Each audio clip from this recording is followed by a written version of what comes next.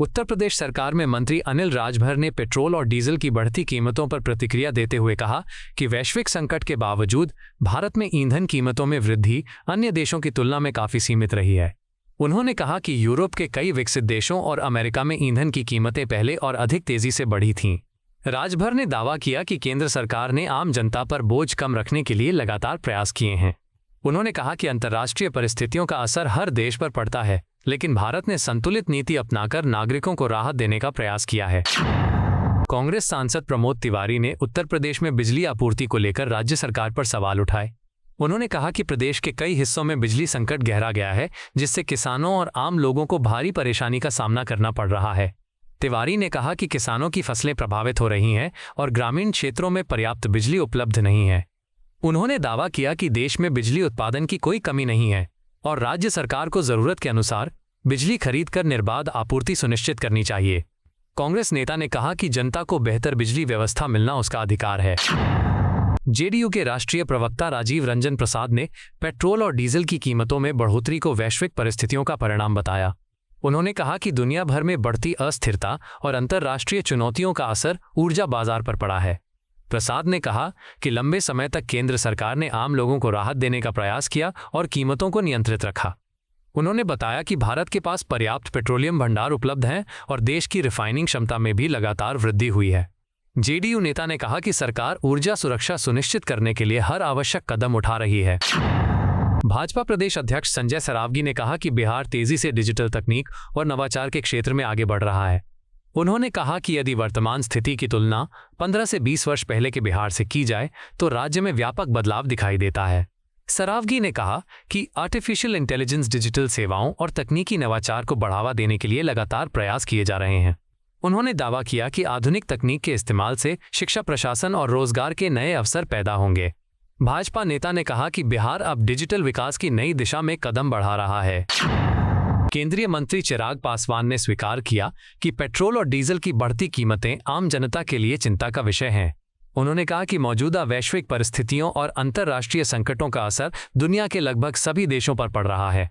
पासवान ने कहा कि केंद्र सरकार और प्रधानमंत्री नरेंद्र मोदी ने लंबे समय तक कीमतों को नियंत्रित रखने का प्रयास किया। उन्होंने कहा कि वैश्विक बाजार में उतार चढ़ाव के बावजूद सरकार आम लोगों पर बोझ कम करने के लिए लगातार कदम उठा रही है। मंत्री ने भरोसा दिलाया कि जनता के हितों को सर्वोच्च प्राथमिकता दी जा रही है।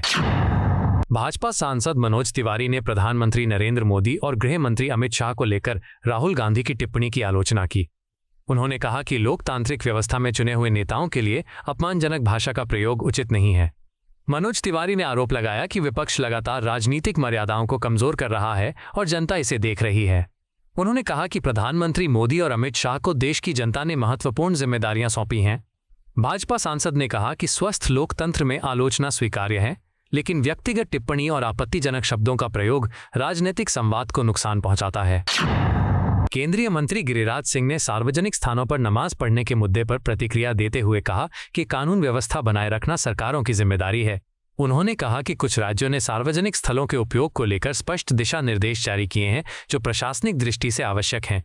गिरिराज सिंह ने कहा कि धार्मिक गतिविधियां निर्धारित स्थानों पर ही आयोजित की जानी चाहिए ताकि आम लोगों को असुविधा न हो। उन्होंने उन राज्य सरकारों की सराहना की जिन्होंने इस दिशा में कदम उठाए हैं। केंद्रीय मंत्री ने कहा कि कानून का पालन और सार्वजनिक व्यवस्था बनाए रखना सभी नागरिकों की साझा जिम्मेदारी है। जेडीयू के मुख्य प्रवक्ता नीरज कुमार ने आम आदमी पार्टी पर लगाए गए आरोपों को लेकर प्रतिक्रिया दी। उन्होंने कहा कि आरोपों के समर्थन में साक्ष्य प्रस्तुत करना संबंधित व्यक्ति की जिम्मेदारी है। नीरज कुमार ने कहा कि हाल के घटनाक्रमों से ये संकेत मिलता है कि आम आदमी पार्टी के भीतर राजनीतिक चुनौतियां बढ़ रही हैं। उन्होंने दावा किया कि पार्टी की संगठनात्मक स्थिति पहले जैसी मजबूत नहीं दिखाई दे रही है। जेडीयू नेता ने कहा कि लोकतांत्रिक राजनीति में पारदर्शिता और जवाबदेही बेहद महत्वपूर्ण है तथा किसी भी आरोप की निष्पक्ष जांच होनी चाहिए ताकि सच्चाई सामने आ सके। भाजपा के राष्ट्रीय महासचिव तरुण चुग ने पंजाब की भगवंत मान सरकार और राज्य चुनाव आयोग पर गंभीर आरोप लगाए। उन्होंने कहा कि सरकार और चुनाव आयोग लगातार जनता को गुमराह कर रहे हैं तथा लोकतांत्रिक मूल्यों को कमजोर करने का काम कर रहे हैं। तरुण चुग ने दावा किया कि राज्य में लोकतांत्रिक प्रक्रियाओं का सही तरीके से पालन नहीं हो रहा है और जनता के अधिकारों की अनदेखी की जा रही है।